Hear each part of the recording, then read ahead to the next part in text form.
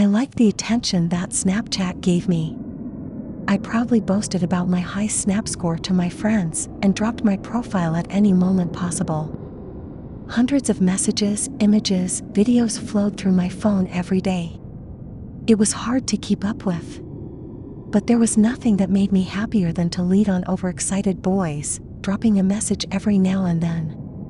But eventually, this little hobby of mine would prove to be very, very dangerous.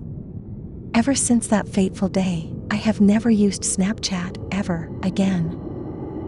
It started with him messaging me first.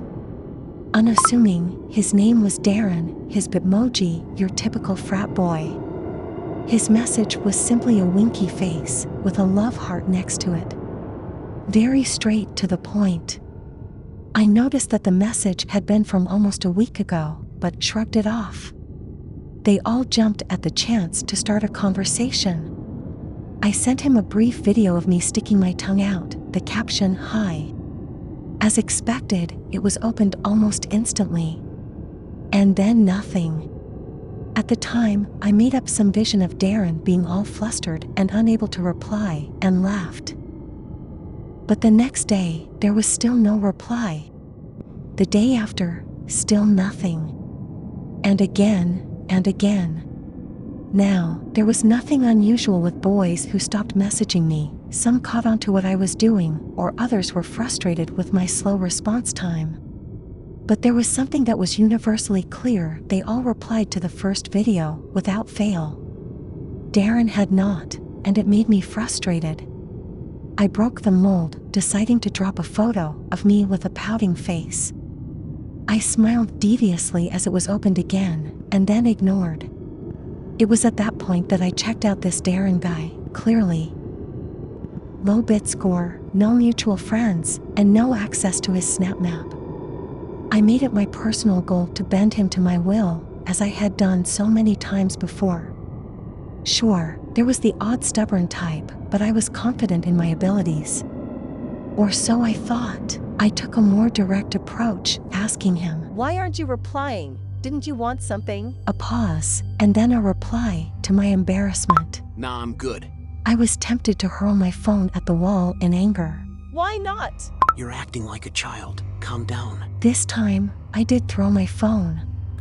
My parents heard the noise and shouted at me. I ignored them. I didn't text Darren again for a few more days, but anytime, anywhere, all I could think was, how can I get my way?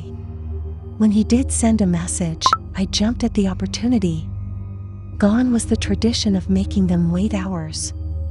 I needed answers, now. He sent me a video. The footage was blurry, but definitely from my backyard. It was shot from the ground, upwards into my bedroom window. The color left my face. I closed my curtains and texted rapidly. "How did you get that?" "Well, I was there, of course." I peeked outside. There was nobody, just a wide open lawn, as it should be. "I'll call the police on you. Leave me alone, you freak." "Is this you?" He sent another video that showed me, hastily drawing the curtains. And once again, the video was taken from the garden. I yelled for my parents. "Why are you doing this to me?" "Because you need to learn your lesson." Caution turned to fear. I fumbled around my wardrobe and pulled out the gun my dad gave to me. The gun was as hollow as the silent house. But he was close. He had to be. How else would he have known? Warily, I conceded defeat, trying in the only way I knew. "I'm sorry." "For what?" "I don't know. Please, just go away." "I want you to say it out loud." "I'm sorry." "I can't hear you." "I'm sorry." I screamed out loud this time, feeling as if my heart was about to fail me. There was no reply. Instead, there were footsteps. One at a time, coming up the stairs. There was one final message. "Just understand that playing with emotions is not okay. Goodbye." The door burst open, and I frantically pulled the trigger. The gun went off, miraculously. There had been one bullet left in the chamber, and I reeled with joy. joy that quickly turned to horror as I watched my father thud to the ground. As I rushed over to him, I realized that he was using Snapchat on his phone. The messages that Darren had sent were the same ones on my dad's phone.